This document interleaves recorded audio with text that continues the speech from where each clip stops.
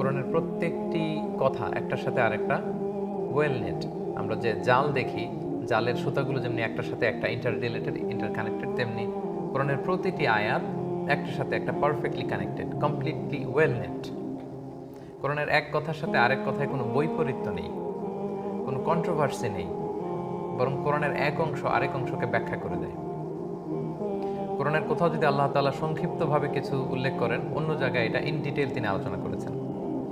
কোরআনের এক জায়গায় তিনি যদি খুব অল্প তথ্য দিয়ে কোনো ঘটনা তিনি বর্ণনা করেন, কোরআনের অন্য জায়গায় বিস্তর আলোচনা তিনি করেছেন। অর্থাৎ আল কোরআন ইউফাসসিরু বা'দুহু বা'দা, কোরআনের এক অংশ অন্য অংশকে ব্যাখ্যা করে দেয়, এক্সপ্লেইন করে দেয়। এবং কোরআনের প্রতিটি সূরা, প্রতিটি আয়াত, প্রতিটি কথা, প্রতিটি বার্তা এটা পারফেক্টলি কানেক্টেড, ওয়েল নেট, একটার সাথে একটা কানেক্টেড। এর কারণ হচ্ছে এটা আল্লাহ তাআলার পক্ষ থেকে এসেছে। পৃথিবীর কোনো মানুষের কথা এরকম ওয়েল কানেক্টেড হয় না।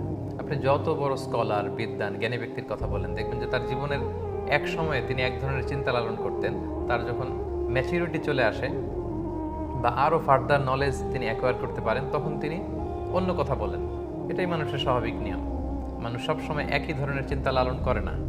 তার কাছে যখন সত্য এসে ধরা দেয়, সে নতুন কিছু জানতে পারে, সে নতুন ধরনের চিন্তা চেতনা পোষণ করে। তো কোরআনে আপনি এরকম পাবেন না। কোরআনের প্রতিটি কথা perfectly connected, completely well net. এর কারণ এটি আল্লাহ তাআলার পক্ষ থেকে এসেছে। আল্লাহ তাআলা বলছেন, আফালা ইয়াতাদাব্বারুনা আল কোরআন ওয়ালাউ কানা মিন ইনদি গায়রিল্লাহি লাওয়াজাদু ফীহি ইখতিলাফান কাসীরা। এই কোরআন যদি আল্লাহর পক্ষ থেকে না এসে অন্য কারো পক্ষ থেকে আসতো, তাহলে তোমরা এতে অনেক বৈপরীত্য দেখতে পেতে।